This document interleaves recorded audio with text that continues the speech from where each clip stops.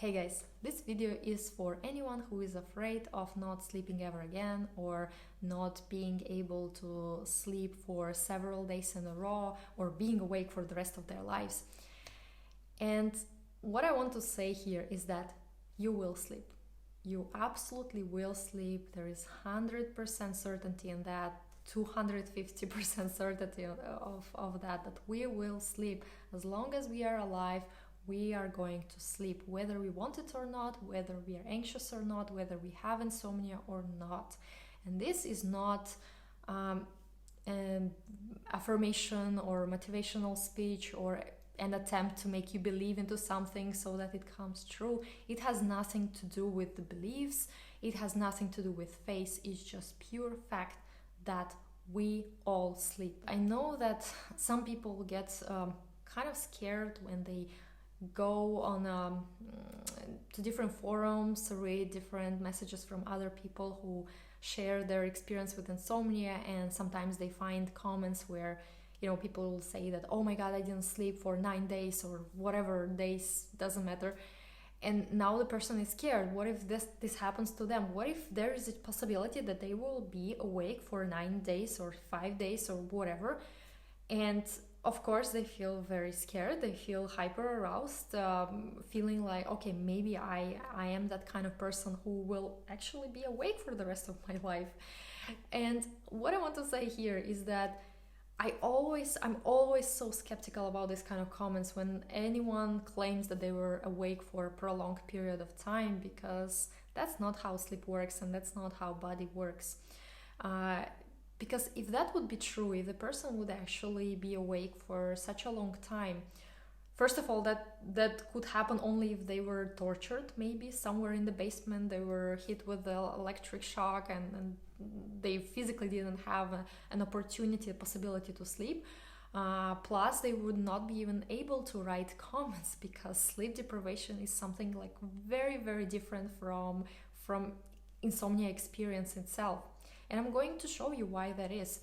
In fact, I also had a period of time where I thought I didn't sleep for 6 days in a row. I had a diary where I was writing down the amount of sleep I was getting each night, and I had 6 nights in a row, which was like mind-blowing for me.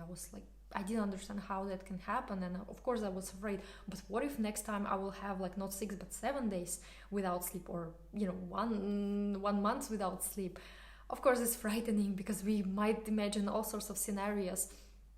But then as more time passed, I started looking at it and I started doubting that long stretch of nights where I thought I didn't sleep, because no matter how, like, no matter that I actually didn't sleep at all, I thought I didn't sleep at all, I still could perform somehow during the day. I couldn't remember the details of those nights, even though it felt like I remember myself thinking stuff, doing stuff, tossing and turning. But when I tried to kind of zoom in on the details of the night, things kind of got blurry. I couldn't remember the details, which actually made me doubting that I was awake all this time. And later on, I found the proof of that, of my thoughts about this, which was basically studies on such thing as paradoxical insomnia, or it's also called sleep state misperception, where they have an evidence, they proved it in lab studies, that people with insomnia tend to highly underestimate the amount of sleep they are getting, meaning that the person can feel that they are awake the whole night, they remember everything, they hear stuff, and so on and so on, while the machine shows that their body is going through sleep patterns just like normally, which made me think that hyperarousal makes us think or feel like we are awake without us knowing that we are going through sleep stages. So in a way, what stays in memory are those moments when we are awake, when we are hypervigilant, scared, frustrated, and the periods of time when we are asleep kind of get erased from the memory, or we don't even feel the effect of it. We don't feel this heaviness in our body after we wake up. Let's say we've slept for 1 hour or something like this and then we woke up. We don't feel that.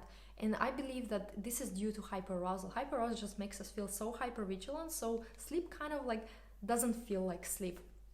But in reality, lab studies show that we are going through sleep patterns.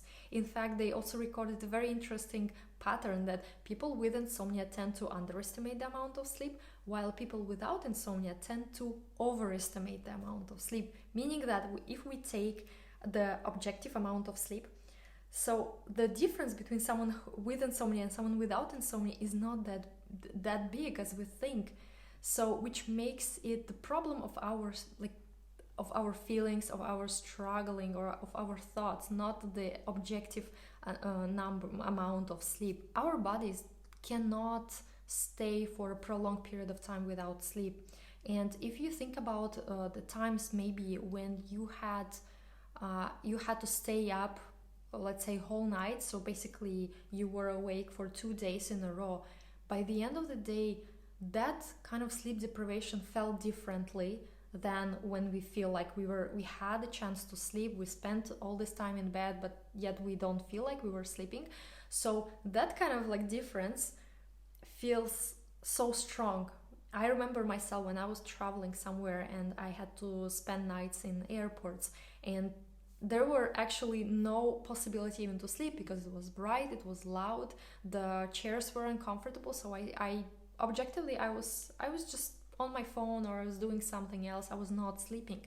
And by the end of that time, by the end of that trip, I felt that sleep deprivation so much more different than this kind of like perceived sleep deprivation from insomnia experience.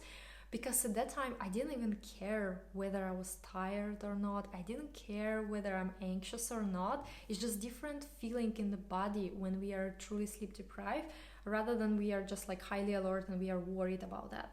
So I would say if we feel like we are worried during the time and we still have energy to worry about stuff, that means that we have that energy, and that energy came from sleep. So oftentimes sleep during insomnia doesn't feel like sleep. So what happens is that the mind kind of like disregards the moments when we are asleep, so it remembers only the stuff when we are awake. And this is not really unique situation. If you've had experience with this kind of like videos, for example, when they test your attention, they tell you focus on one particular aspect of the video. For example, they show you, let's say, basketball players, and they tell you to count how many passes were giving, or how many goals, or whatever was happening on the video. So you had to focus on that. And then at the end of the video they were asking, okay, what was the color of someone's t-shirt, or have you seen that? And then most of the people will say like, no, I haven't seen that, I don't remember, I was not focusing on that. It just like it kind of like it got erased from their memory because they were focused on something else. And exactly the same thing happens when we experience strong hyperarousal at night, and we just don't remember moments when we are asleep. There's absolutely no doubt that we are going to get sleep. The body is going to get what it needs, regardless of whether we have insomnia or not. It is physically impossible to stay awake for, even like anyone who is afraid of staying awake for 3 days or 2 days, that feels very, very improbable that can happen. We might perceive it as like having no sleep, but in reality the body will be getting the amount of sleep that it needs without us even knowing about it, which can make it a really good news, because then we don't have to really worry about the fact that we are aware throughout the night, because we are not even remembering those moments when we are asleep. And I know that particularly anxious minds might start questioning that. For example, like, but what if I'm special? What if my case is actually that kind of case where I really will be having zero sleep. I will not have this perceived paradoxical insomnia, but I'm just going to be awake for the rest of my life and so on. And I had this thought as well, and I know that people who had this kind of fear had also this kind of thought about their uniqueness. What if I'm the one?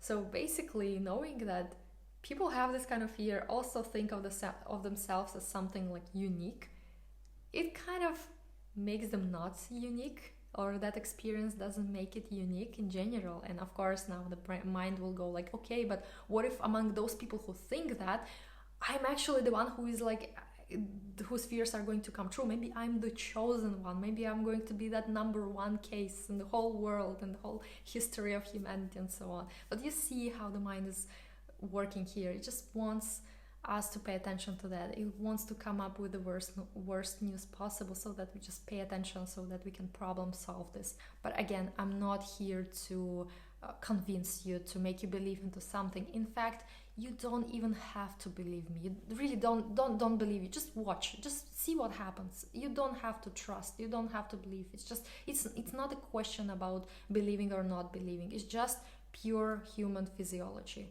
The body will get what it needs, whether we want it or not, whether we are afraid or not, whether we have insomnia or not.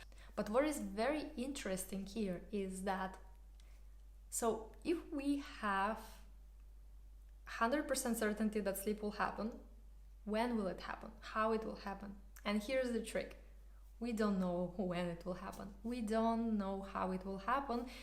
We cannot even possibly have that ability. No one in the world has that ability to predict when the sleep will come, how it will happen. Because the moment when it happens, our mind will not be there. Our mind will be absent in that moment. Our awareness will not be there. We will not even remember the moment when we cross that bridge, when the flip will happen, when we just like turn, like when we transition to sleep. If you think about times before, when you were awake and then you were asleep, do you remember the moment when the transition happened? No, we don't remember. We cannot possibly remember it happened. So that means that we cannot also predict when that happens. There is nothing we can do to, increase our chances or somehow manipulate it. It's useless. We know that sleep will happen. Eventually the body will take what it needs. It will happen sooner than we think or sooner than we fear. It might happen, but at the same time, there is no way of predicting when that will be and how it will happen. And every single speed bump, every single setback, it might again feel like we are not going to be sleeping again. But again, here we can totally trust our bodies, that the body will take what it needs without us even knowing about it. So the less we try to interfere with that process, interfering with the, trying to figure it out, how to speed it up and things like that, the smoother it will happen. It will happen, but there is the two ways how it can happen. The one way, when we are struggling the whole time, trying to push it, force it, eventually it will happen, but this time spent before is very turbulent, is very unpleasant, versus the time when we just spend it however we want, we provide comfort for ourselves, and eventually it happens. Also, sleep will happen in both scenarios. It's just which path is more pleasant for you. Take care.